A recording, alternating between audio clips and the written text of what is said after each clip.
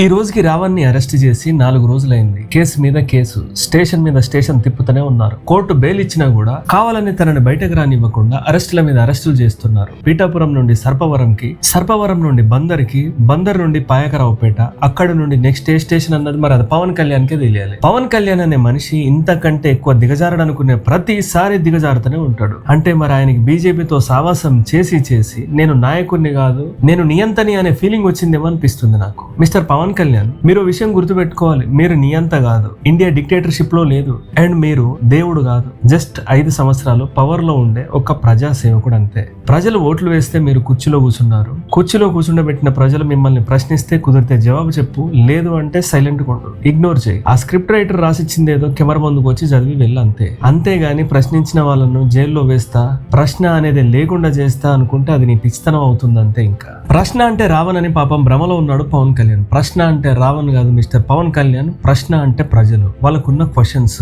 వాళ్ళకు మీ మీద, మీ ప్రభుత్వం మీద ఉన్న అసంతృప్తి, అవన్నీ రావణ్ అనే ఒక యూట్యూబర్ ప్రశ్నించాడు అంతే. అతన్ని అరెస్ట్ చేసి జైల్లో పెడితే ఇంకొకరు వచ్చి ప్రశ్నిస్తారు, అతన్ని కూడా అరెస్ట్ చేస్తే మరొకరు వచ్చి ప్రశ్నిస్తారు, తర్వాత 100 మంది వచ్చి ప్రశ్నిస్తారు, 1000 మంది వచ్చి ప్రశ్నిస్తారు. అప్పుడు ఏం చేస్తారు మీరు? అందరినీ అరెస్ట్ చేస్తారా? అందరి నోరు మూయిస్తారా? సరే మూయించండి, ఎన్ని చేసినా ఇంకో 3 సంవత్సరాలు మూయిస్తారు అంతే కదా. తర్వాత రాజు ఎవడో రెడ్డి ఎవడో ఎవరికి తెలుసు. అయినా ఒక యూట్యూబర్ క్వశ్చన్ చేస్తే కూడా తీసుకోవడం రాక, యాక్సెప్ట్ చేయలేక కక్ష సాధింపులు చేస్తున్నాడంటే మరి ఎంత లో మైండ్ సెట్ ఉందో పవన్ కళ్యాణ్ కి అనిపిస్తుంది నాకు. ప్రజాస్వామ్యంలో ఉండి రాజ్యాంగబద్ధమైన పదవులు వెలగబెడుతూ కోర్టు బెయిల్ ఇచ్చినా కూడా కావాలని ఎప్పుడో పాత కేసులు తవ్వి బయటకు రానివ్వకుండా చేస్తున్నారు. సేమ్ అఫెన్స్ లో మల్టిపుల్ అరెస్టులు చేయొద్దని సుప్రీంకోర్టు చెప్తుంది. మీకు తెలియదా అది? అయినా కూడా ఒకటే అఫెన్స్ లో మల్టిపుల్ అరెస్టులు చేస్తున్నారంటే అది చట్ట వ్యతిరేకం కాదా? ఒక పక్క మెజిస్ట్రేట్ ఏమో బెయిల్ ఇచ్చి కేసు నిలబడదని చెప్తుంటే మరో పక్క అతన్ని బయటకు రానియకుండా చేయడానికి సర్వ ప్రయత్నాలు చేస్తున్నాడు ఈ పవన్ కళ్యాణ్. అంటే డిప్యూటీ సీఎం అయితే చట్టానికి వ్యతిరేకంగా వెళ్ళొచ్చు,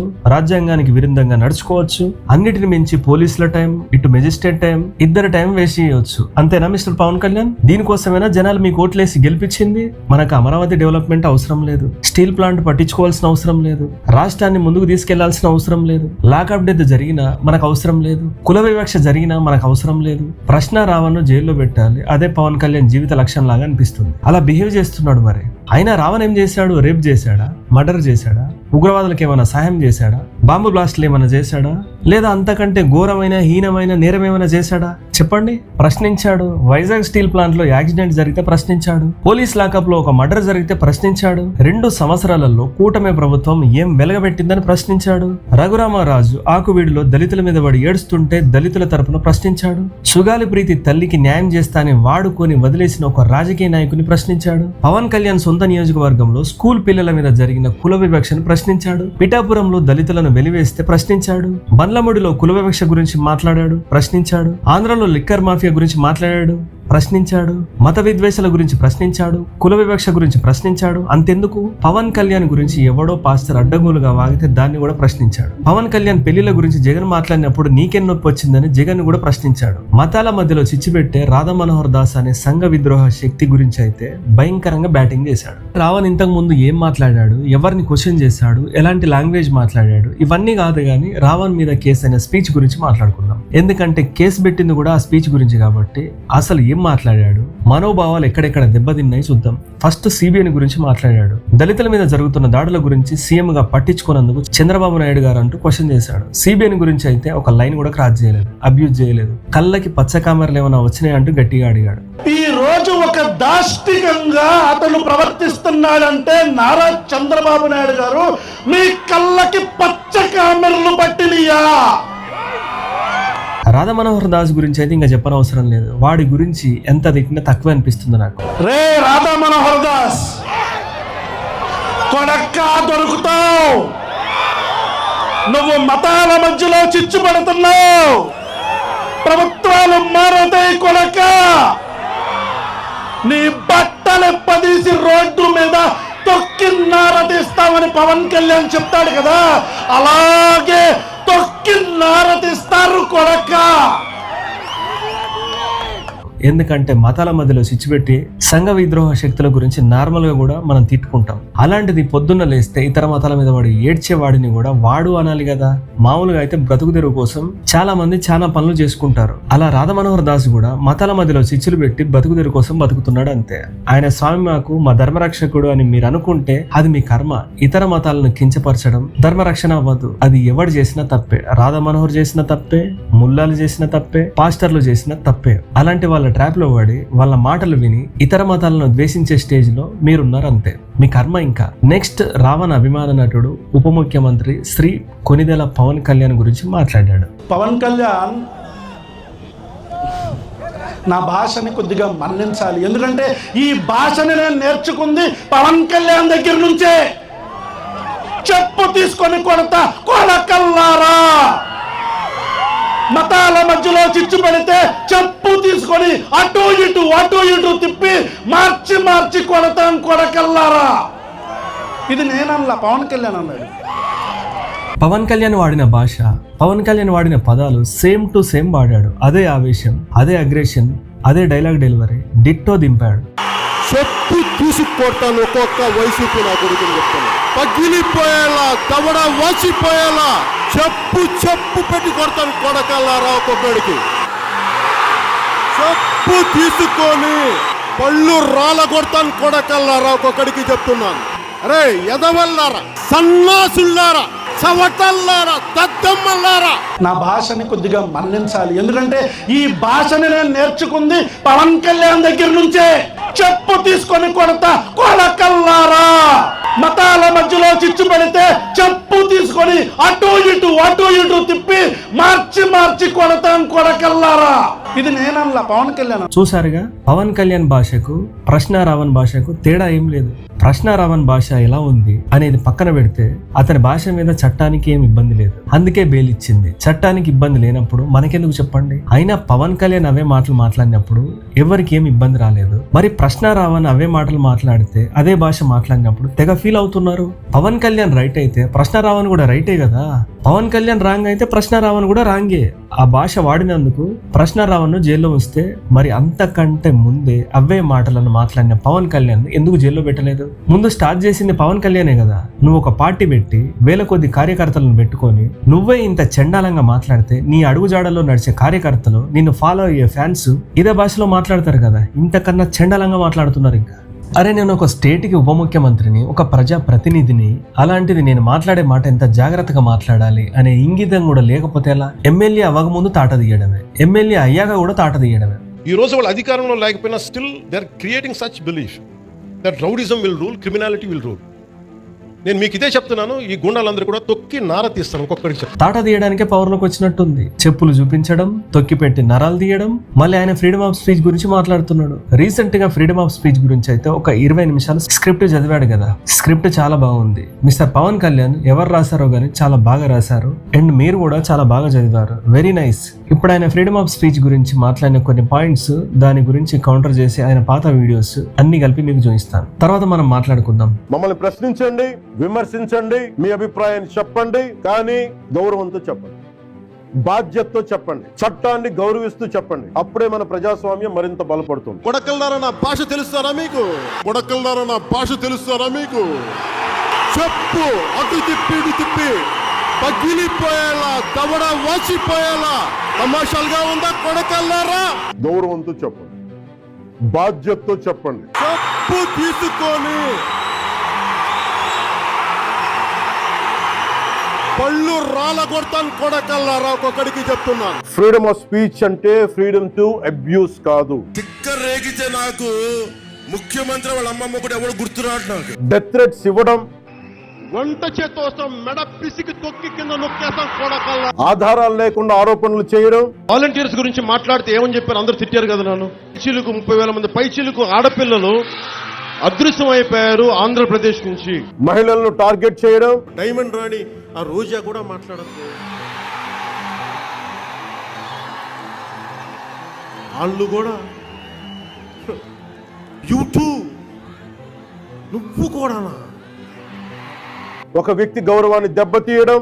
రాహుల్ గాంధీ గారు పెళ్లి చేసుకోలేదన్నారు కానీ బ్రహ్మచారం చెప్పలేదు. హింసకు ప్రేరేపించడం. నా అభిమానులు ఎందుకు చెప్తున్నాను ప్రత్యేకించి, మీరు అంత సున్నితంగా ఉండకండి. మీరు ఈ సోషల్ మీడియా కామెంట్కి దీనికి నలిగిపోకండి. అట్లా మీకు దమ్ముండి తిరిగి కొట్టండి. ఎట్లా దాడి చేయాలి అలా చేయండి. ఇవన్నీ రాజ్యాంగం కల్పించిన స్వేచ్ఛలోకి రావు. ఇవి చట్టపరంగా నేరాలు. మీకు నైతిక బాధ్యత లేనప్పుడు చట్టాలను చేసే లా మేకర్సే లా బ్రేకర్స్ అయితే మనం ఎందుకు చట్టాలు పాటించాలి? ముందు మీరు పాటించండి, ఆ తర్వాత మేము పాటిస్తామని చెప్దాం ఒకసారి రేపు. చూసారా, ఆయన ఈ రోజు ఫ్రీడమ్ ఆఫ్ స్పీచ్ గురించి మాట్లాడిన ప్రతి మాటను ఆయనే క్రాస్ చేశాడు. మామూలుగా సినిమాల్లో రికార్డ్స్ బీట్ చేస్తారు కదా, అలా పవన్ కళ్యాణ్ ప్రతి స్పీచ్ లో ఆయన్నే బీట్ చేసుకుంటాడు. ఆయనకి ఎవరు సాటి లేరు, సాటి రారు కూడా. ఫ్రీడమ్ ఆఫ్ స్పీచ్ అనేది పూర్తిగా అపరిమితమైన హక్కు కాదు.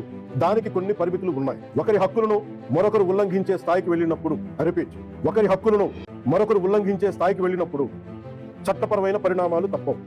ఫ్రీడమ్ ఆఫ్ స్పీచ్ పూర్తిగా అపరిమితమైనది కాదు. ఎస్, నేను కూడా అగ్రి చేస్తా దానికి. ఎందుకంటే మనం మాట్లాడే ప్రతి పాయింట్ కరెక్ట్ అయినా మన భాష సరిగ్గా లేకపోతే అది రాంగానే ప్రొజెక్ట్ అవుతుంది. కానీ చాలా సార్లు పవన్ కళ్యాణ్ ఏం మాట్లాడుతున్నాడు, ఎందుకు మాట్లాడుతున్నాడు, ఆయన భాష ఏంటి, దానికి ఉండే పరిమితులు అపరిమితులు ఇవన్నీ ఆయనకే తెలియాలి. చెయ్యేస్తారా నా కొడకల్లారా, వెదవల్లారా, సన్నాసుల్లారా, చొక్క పట్టుకుని లాక్కుని వచ్చి కొడతా నా కొడకల్లారా, చెప్పు తీసుకుని వచ్చి అటు ఇటు తిప్పి పగిలిపోయేలాగా దౌడ వాచిపోయేలాగా కొడతా నా కొడకల్లారా, పళ్ళు రాలగొడతా నా కొడకల్లారా. నీ భాషకు పరిమితులు ఉండవా మిస్టర్ పవన్ కళ్యాణ్? రాజ్యాంగబద్ధంగా గెలిచి డిప్యూటీ సీఎం గా ఉన్న పవన్ కళ్యాణ్ ఓపెన్ గా స్టేజ్ మీద నిల్చొని తొక్కిపెట్టి నారాధిస్తా అని మొన్న కూడా మాట్లాడాడు. రూల్స్ అనేవి మీరు ఫాలో అవ్వరు కానీ జనాలకు పెడతారు. ఏం లాజిక్ అసలు ఇది? సోషల్ మీడియాలో ఏదైనా తప్పుగా మాట్లాడితే లింక్ పంపిస్తే ఈయన వాళ్ళ మీద యాక్షన్ తీసుకుంటాడంట. కామెడీ కదా అసలు. పొద్దున లేస్తే చెత్త లాంగ్వేజ్ మాట్లాడే పవన్ కళ్యాణ్ మీద ఎవరు యాక్షన్ తీసుకుంటారు మీరు చెప్పండి? పవన్ కళ్యాణ్ అలా ఉన్నప్పుడు ఇంకా ఆయన కార్యకర్తలు శుద్ధపూసల్లో ఉంటారా? వాళ్ళు కూడా అలానే ఉంటారు. మీకు కొన్ని క్లిప్స్ చూపిస్తా చూడండి.